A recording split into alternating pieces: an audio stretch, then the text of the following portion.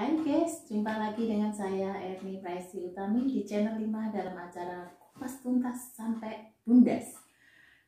Hari ini kita semua pada merasakan bahwasanya pasca pandemi COVID-19 kita memasuki era new normal yang mana para siswa, para wali murid merasakan keresahan di era sekarang. Malam ini kita angkat sebagai topik. Mas Herno, apa kabar? Alhamdulillah, baik. Ya, Mas Herno, kita akan ngobrol soal dunia pendidikan ya. Kali ini saya mengambil judul Mendikbud harus segera turun mengambil sikap. Kaitannya dengan dunia pendidikan. Dan ini Mas Herno, apa ini pasca COVID-19 ini ya, apa sih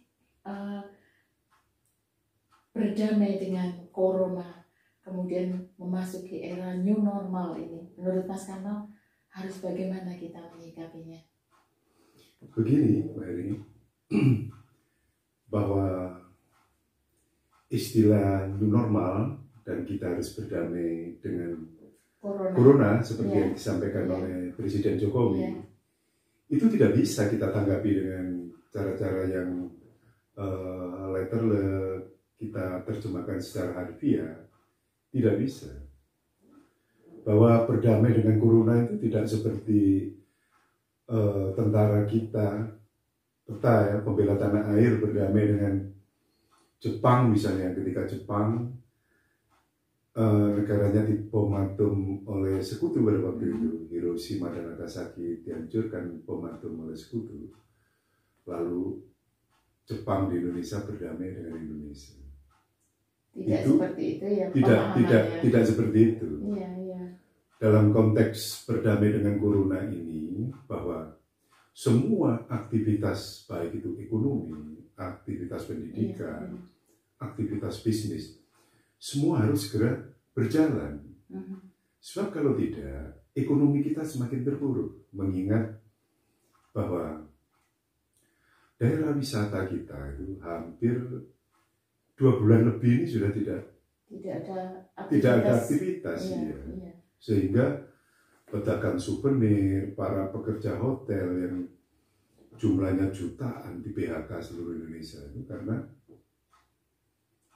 adanya pandemi COVID-19 ini. Nah, Presiden menghendaki atau menginginkan bahwa Indonesia ini segera bangkit. Makanya kita harus berdamai dengan Corona. Jadi sekali lagi saya ulangi, berdamai itu bukan seperti tentara Jepang berdamai dengan tentara nasional pada waktu itu.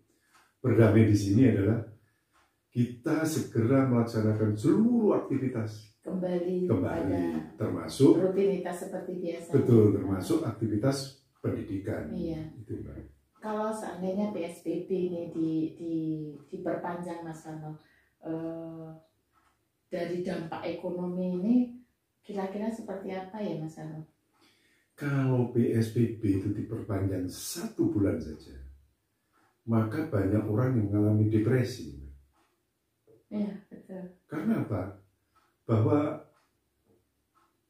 yang lebih mengerikan itu adalah ketika dampak ekonomi terjadi akibat pandemi itu sendiri.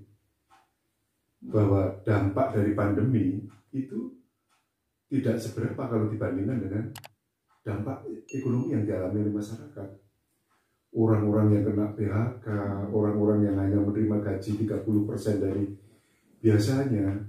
Nah ini untuk menutup biaya kehidupan kan tidak cukup. Sehingga banyak masyarakat akan mengalami depresi. Gitu. Iya. Itu sangat meresahkan. Meresahkan masyarakat gitu kalau sampai berpanjang. Iya.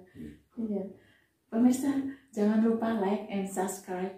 Untuk acara ini kita akan kembali lagi untuk melanjutkan.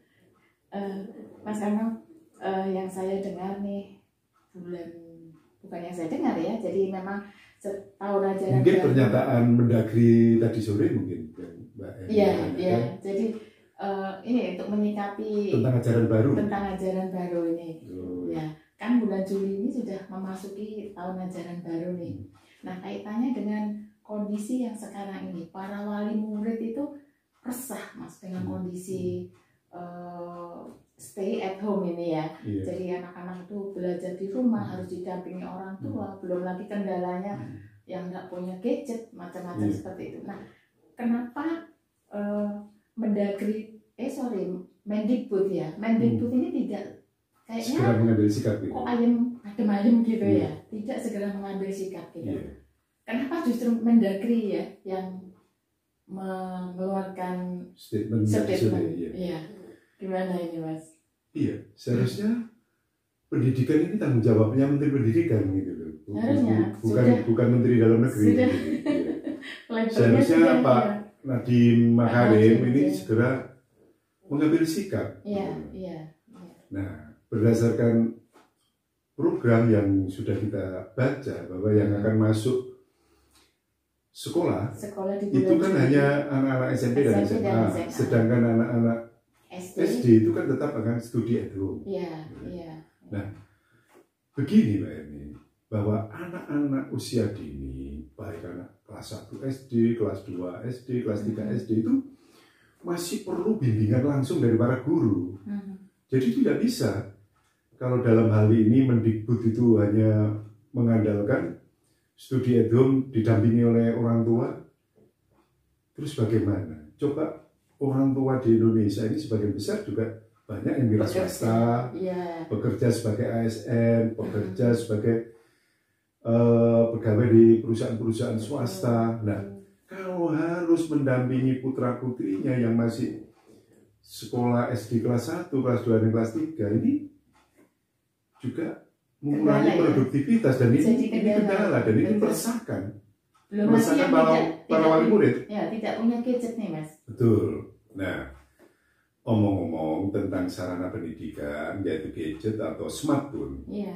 Sebenarnya instruksi Mendagri tadi sore itu yang sudah saya baca bahwa karena COVID ini tidak pernah terjadi di dunia dan ini adalah kondisi yang emergensi, sehingga biaya operasional sekolah dananya itu bisa fleksibel, bisa juga itu untuk pengadaan IT,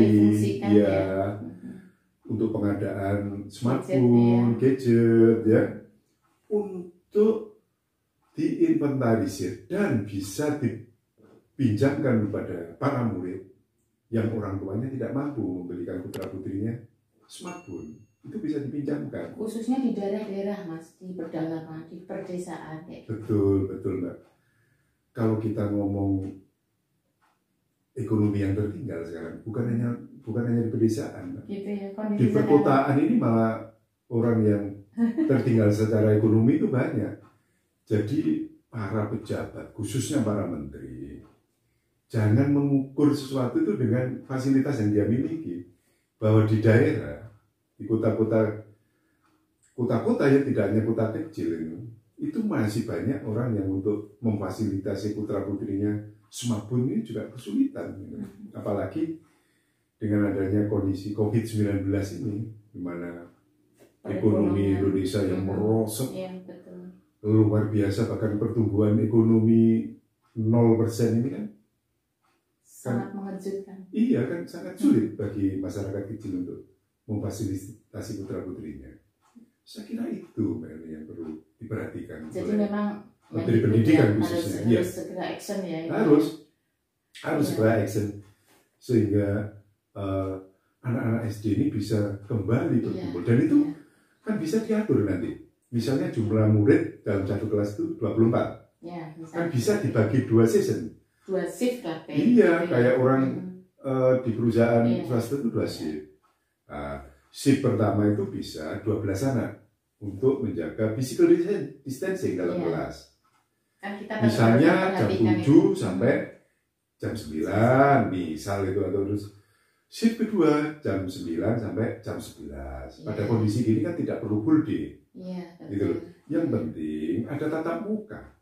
Ada komunikasi, ada interaktif antara murid dengan guru. Itu harus karena ada pengaruh psikologi untuk anak-anak SD. Karena yang namanya pendidikan formal itu tidak harus dan tidak hanya orang tua yang memberikan pendidikan, tapi harus ada pendidikan khusus yang diberikan oleh guru-guru di sekolah masing-masing. Itu harus itu. Sehingga saya sangat mengharapkan Mendikbud Nadiem Makarim segera turun mengambil sikap sehingga anak-anak SD di bulan Juli nanti mulai aktif lagi, bisa bersekolah di sekolah masing-masing tetap dengan protap kesehatan. Saya harap itu seperti itu. Iya. Baiklah Mas Karno, sedikit yang kita perbincangkan mudah-mudahan bisa menembus beliaunya Menteri Pendidikan. Amin. Bapak Nadiem. Amin. Ya. Terima kasih Mas Karno. Oke, sama-sama. Terima kasih.